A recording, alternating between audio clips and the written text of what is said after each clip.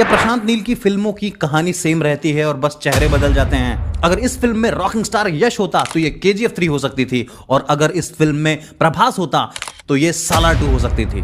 तो गाइस, कल रात को 12 बजे एक ऐसा ट्रेलर आया जिसने पूरे इंटरनेट पर आग लगा दी। NTR के बर्थडे पर रिलीज हुआ नेक्स्ट मूवी ड्रैगन का 4 मिनट का ग्लिम्स, और इसे देखकर दिमाग में एक ही चीज बार बार घूमती है। ये ट्रेलर तो एक नई फिल्म का था, लेकिन इसमें होने वाली चीजें देखी देखी लग रही थी। ऐसा लग रहा था कि हमने पहले भी ऐसा कहीं देखा है। इसकी गारंटी मैं नहीं दे सकता। इस फिल्म को डायरेक्ट कर रहे हैं प्रशांत नील, जिन्होंने पहले सालार डायरेक्ट की है, KGF डायरेक्ट की है। तब मेरा दिमाग ठनका। फिर मैंने सोचा, तो क्या प्रशांत नील सिर्फ एक ही फिल्म बना रहे हैं? तो तुम्हें पता नहीं है कौन है? इस वीडियो में हम बात करेंगे प्रशांत नील की बनाई हुई फिल्मों का, कि कैसे वो एक दूसरे से डिफरेंट है, yet they sound similar. Hey, I've seen this one. This is a classic. ये प्रशांत नील की फिल्म में 5 पॉइंट पे बनी होती है। पहली चीज, प्रशांत नील की हर फिल्म में एक पावर ऑब्जेक्ट तो जरूर होता है। वो सिर्फ एक फिल्म ही नहीं बनाते, वो एक दुनिया बनाते हैं किसी पावरफुल चीज के अराउंड। बात तो सही है। जैसे KGF घूमती थी गोल्ड के अराउंड। KGF में गोल्ड सिर्फ मेटल नहीं था, वो पावर था, हंगर था, एम्बिशन था। और फिर आई उनकी फिल्म सालार, जहां पर गोल्ड की जगह इस बार ले ली थी हथियारों ने, और अब ड्रैगन। और इस बार फिल्म का पावर सोर्स है ड्रग्स। दूसरी चीज अगर आप नोटिस करो तो प्रशांत नील अपने हीरो को हीरो नहीं बनाते, वो उसको एक मिथिकल क्रीचर बना देते हैं। जैसे KGF में थे रॉकी भाई एक मॉन्स्टर, केला सबको मारने वाला गैंगस्टर नहीं, मॉन्स्टर। सालार में प्रभास को एक डायनासोर बोला है, और सालार में यह बताया गया है कि जंगल में बहुत सारे जानवर हैं, शेर, चीता, बाघ, ये सभी डेंजरस हैं, लेकिन जुरासिक पार्क में नहीं, वहां पर तो डायनासोर होता है।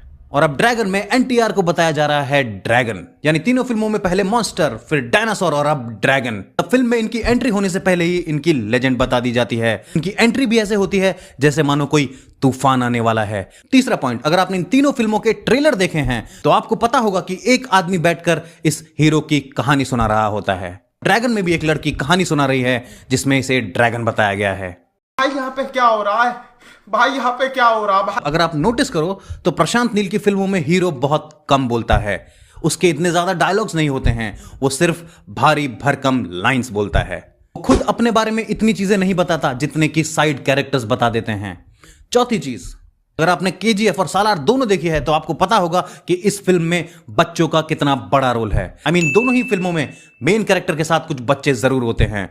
KGF फिल्म में जब रॉकी KGF जाता है तो वहां पर बच्चे उसकी कॉपी करते हैं। सालार में प्रभास इन बच्चों के साथ में क्रिकेट खेलता है और ये बच्चे उसको लल्लू समझते हैं। दोनों ही फिल्मों में जब एक्टर को गुस्सा आता है, ये बच्चे उसे सैल्यूट कर रहे होते हैं। अगला पॉइंट, प्रशांत नील की फिल्मों में मां का बहुत इंपॉर्टेंट कैरेक्टर होता है। KGF में वो अपनी मां के लिए पूरी दुनिया का सोना उसके कदमों में डालना चाहता है। सालार में दुनिया जीता हुआ इंसान अपनी मां के कहने पर चुपचाप एक गुमनाम जिंदगी जी रहा है। और मुझे लगता है कि ड्रैगन में भी मां का कोई ना कोई एंगल जरूर होगा। मतलब फिल्म बाहर से चाहे कितनी भी वायलेंट दिखे, अंदर से सिर्फ एक स्ट्रॉन्ग इमोशन पे खेल रही होती है। प्रशांत नील की फिल्मों में सिर्फ एक विलन नहीं होता, वो फिल्म का पूरा यूनिवर्स बनाते हैं, वो एक अलग दुनिया बनाते हैं अपनी हर फिल्म में। जैसा कि KGF में सिर्फ एक विलन नहीं था, KGF में थी विलन्स की फौज, गरुड़ा, सूर्यवर्धन, अधीरा, शेट्टी, पठान, और इन सब से लड़ता हुआ हमारा रॉकी भाई। सालार में भी देखे तो सालार में बहुत सारे विलन्स थे, और अब ड्रैगन के तो टीजर में ही बताया गया है कि this is the story of villains. तो तीनों फिल्मों में एक से ज्यादा विलन्स होते हैं। प्रशांत नील की फिल्मों में डायलॉग बहुत ज्यादा भारी होते हैं।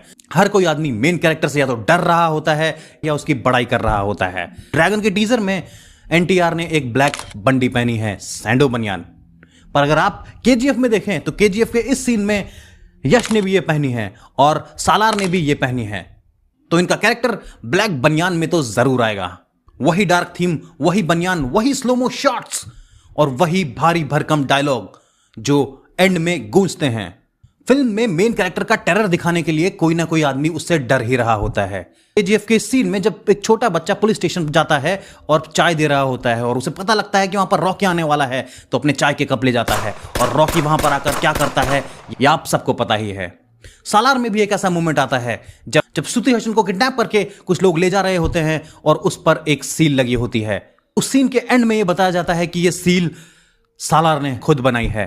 तो एंड में बात करें हम ऐसी चीज की जो हमें फील करा देती है कि ये फिल्में प्रशांत नील की फिल्में हैं। फिल्मों में dark colour grading, coal, smoke, gas, heavy shadows, slow motion scenes और हैवी बैकग्राउंड म्यूजिक, ये सभी सिग्नेचर हैं प्रशांत नील के। प्रशांत नील एक चीज अच्छी करते हैं, वो है फिल्म का ट्रीटमेंट और स्वैग दिखाना। वो इस ट्रीटमेंट और स्वैग से ये फिल्म हिट करवा देंगे और ड्रैगन हिट होगी।